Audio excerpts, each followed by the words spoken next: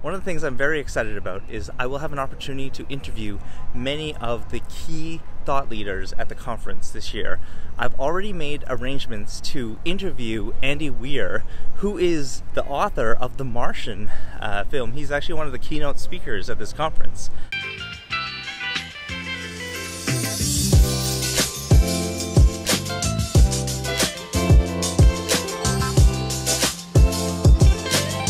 Interviewing Andy Weir very shortly. I watched a little bit of his presentation this morning, and it was really insightful just to see how he puts like little puzzles into his text. And I wanted to ask him, pick his brain a little bit about, well, what is it that causes this draw? There's the conference area. You can see like they've got that is cool. Wow.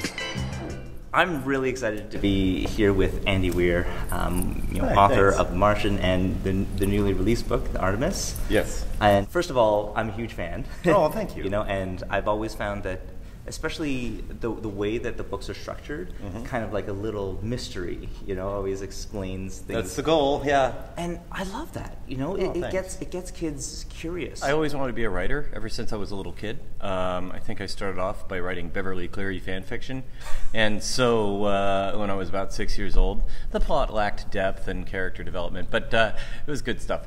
And when the time came to go to college, I was into computers also, and so I had to choose a major. And I want, creative writing or software engineering. I decided I love writing, but I really, really love regular meals.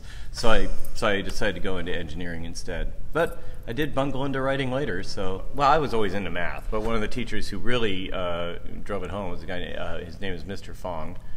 Nelson Fong was his name. All I know is that Mr. Fong really motivated me and made me feel excited about math.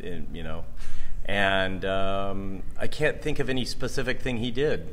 It's interesting that you mentioned that, because like for me, it's kind of the same way. Sometimes it's not something necessarily they did, but they just made me, I guess, believe in myself a little bit more that I could do it. You've always been able to go home, Dorothy.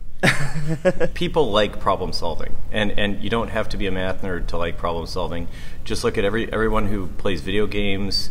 Video games are just problem solving, left and right. They're just carefully curated like problems for you to solve. If you tell someone like, okay, a train leaves Chicago at 9 a.m. and it's headed to Cleveland and it's going this velocity, when will it reach this point in between the two, and da-da-da-da.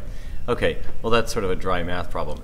But if you tell them, okay, it's a train full of gold, and you get to keep the gold if you can figure out how to intercept the train at the right time in the right place and the right velocity, then there's more of a motivation. People have often said like, wow, interest in Mars exploration has really gone through the roof since The Martian came out. And I'm like, there's another possibility. It's that maybe just interest in Mars exploration was on the rise, and my book happened to come out at a good time to take advantage of that. Yeah. Now, that wasn't intentional on my part. It was pure luck, but, Let's not assume that I'm like, the prime motivator for an entire community. It's probably the other direction is more likely.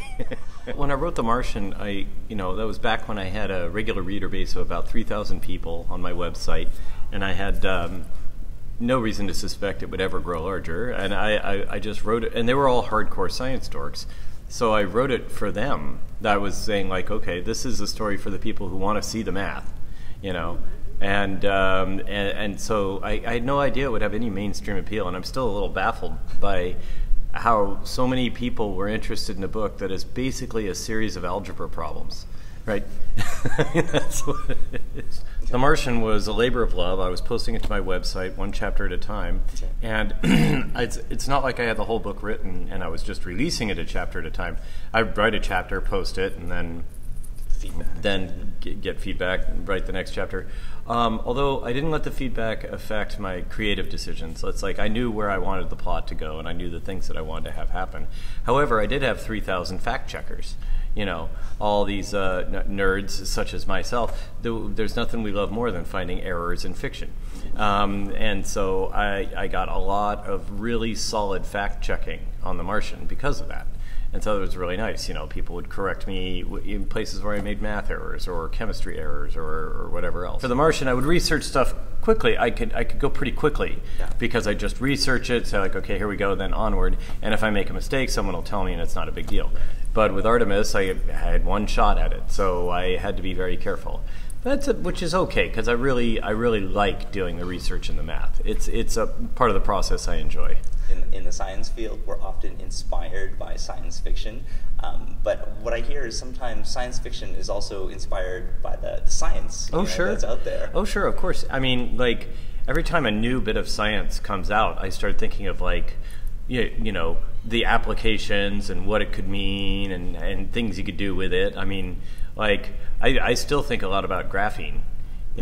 Graphene, it has this tremendous capacitance. It can hold an enormous amount of energy, but more important than that is that it can take that energy very quickly.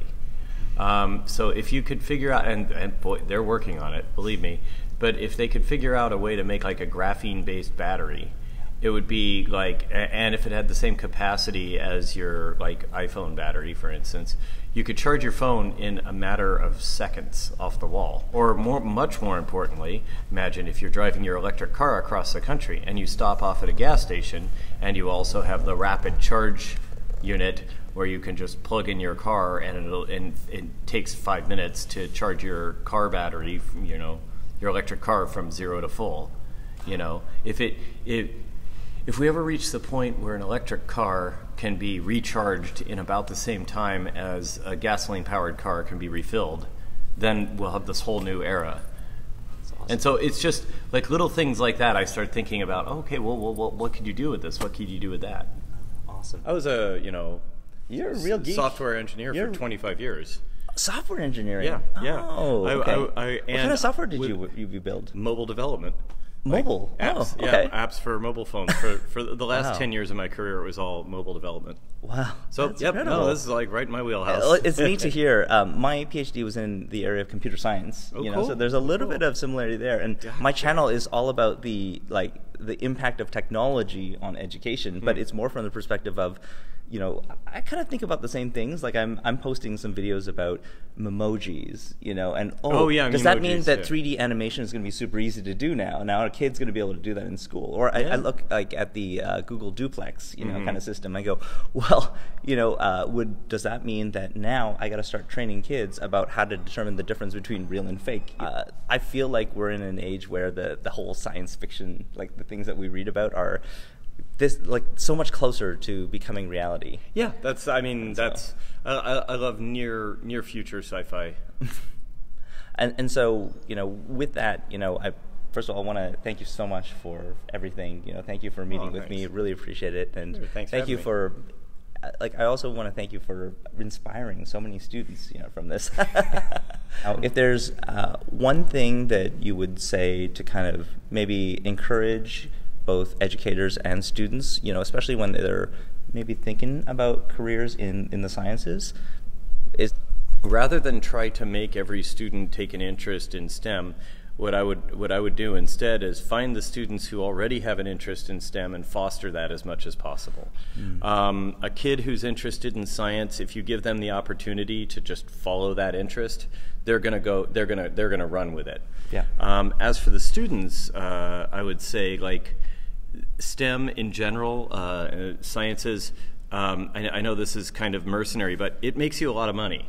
It does. If you go into the software industry, you're going to have a good career. I just wrapped up my interview with Andy Weir, and he talked a lot about the use of science fiction and really he's done some thinking about its application to education. Gives me some ideas of how we could potentially apply those types of concepts of really motivating students, like having that really good context for them to work in, plus having the additional, kind of the science aspect, the same problem solving. The kids enjoy problem solving. Just finding a way to connect it with their interests is really, really important. It's almost like we're thinking about science fiction education. Maybe that should be the name of this channel from now on, Science Fiction Education. I'm really honored that he was willing to do the interview with me, and it's certainly one of the big highlights of this entire trip. Hey, thanks so much for watching. If you'd like to see more videos like this, please subscribe. And if you'd like to be notified when new videos come out, click the bell.